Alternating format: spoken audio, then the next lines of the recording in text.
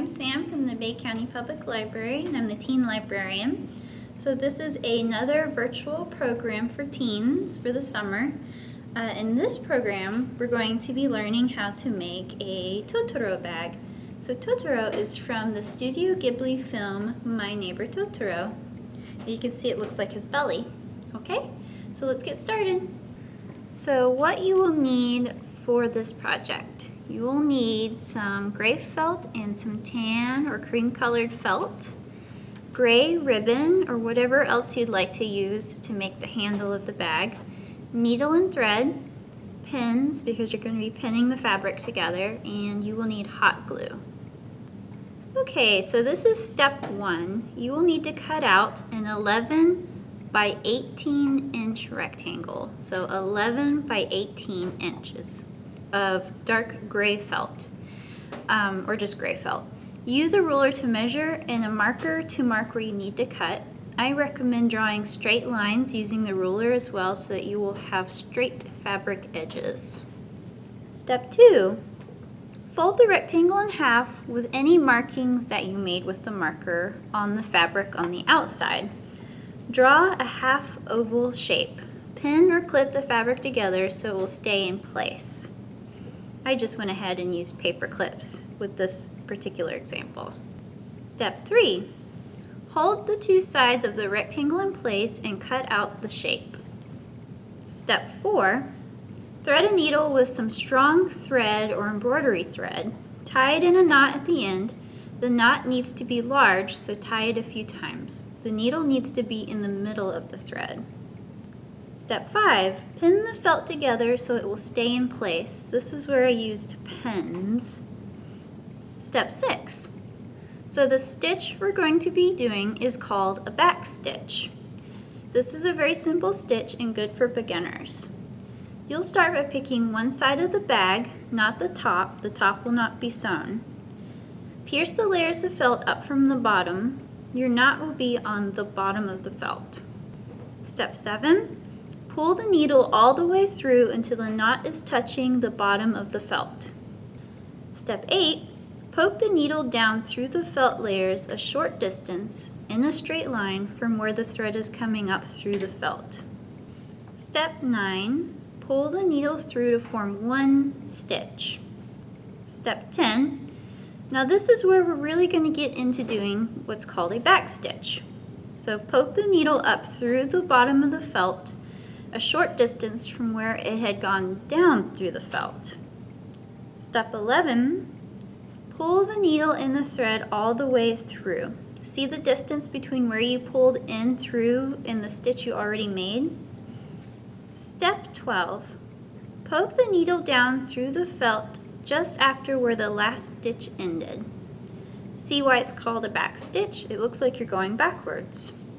Step 13, pull the needle and thread all the way through to form a stitch. Step 14, all down one edge of the bag, you will continue to pull the needle up through the bottom, leaving some space between it and the last stitch, then making a back stitch in that space like we just did in the previous slides, all the way down the side of the bag. Step 15, now we're going to learn how to tie a knot. So we've stitched down one side of the bag. Now it's time to tie a knot to finish that side and keep the thread in place. So flip everything over, all the felt, so it's on the back side, and you can see underneath where you've been stitching. Step 16, slip the needle under the last stitch. Step 17, pull the needle and thread through, but not all the way. Leave a loop of thread. Step 18, put the needle through the loop. Step 19, tighten until you form a knot. Keep making knots a couple of times to make sure it's secure. Step 20, remove the needle by cutting the thread with scissors. Okay, for step 21, you need to back stitch the other side of the bag as well. Remember to leave the top of the bag open. Step 22, flip the bag inside out. I used green thread in this example so that you could see it better and it wouldn't be visible anyway when we were done. Step 23, cut 2 pieces of ribbon long enough to be straps. or whatever else you'd like to use. Step 24. Look inside of your bag. Take one end of one piece of ribbon and line it up where a strap would naturally go. Sew the ribbon on using the back stitch you already learned. Line up the other end of that same piece of ribbon and sew it on where it would go. Do the same with the second piece of ribbon. I used black thread here because it's less visible on the dark gray felt, because you would see the thread on the outside of the bag. Okay, the sewing part is done. Let's move on to the decoration that will make the bag look like Totoro. So this is step 25.